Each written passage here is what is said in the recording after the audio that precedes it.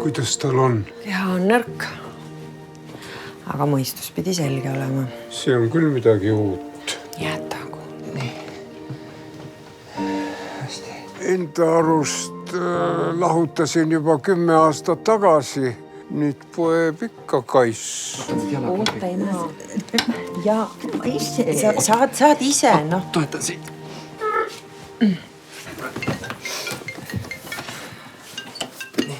On hästi või? Kes see vist?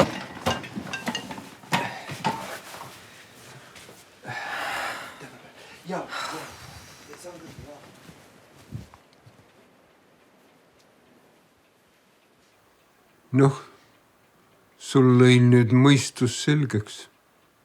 Mõistuse lõi selgeks sel päeval, kui ma sinust lahutasin.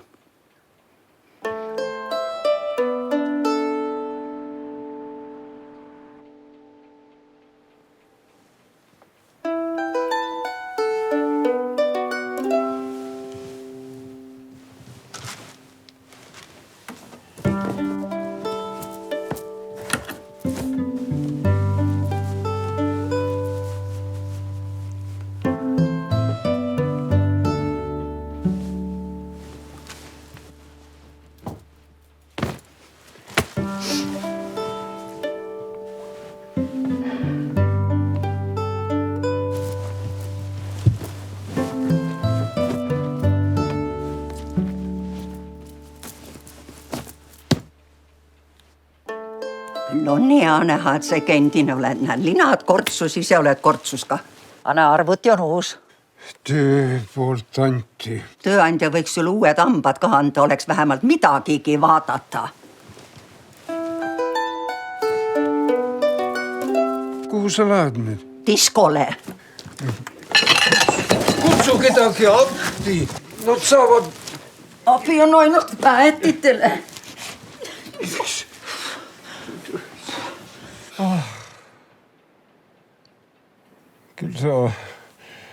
Küll sa oled kangekaelne. Sa oleks vist tahtnud lapsega üksi saada. Peaasi, et mina sind Jumala eest ei aitaks.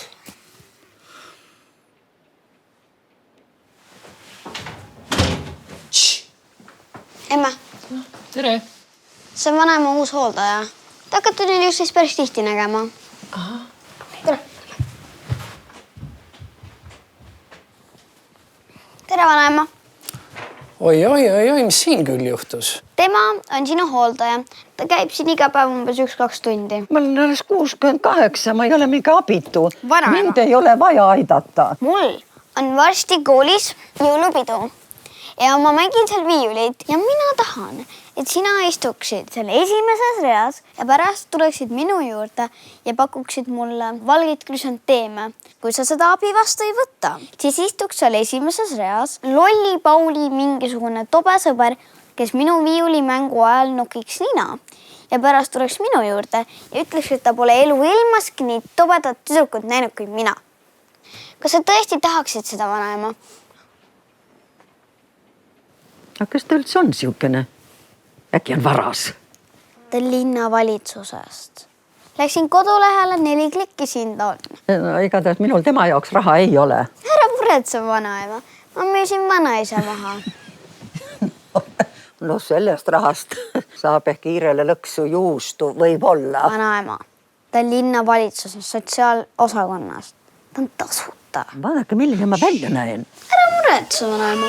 Ma teen sulle soengu.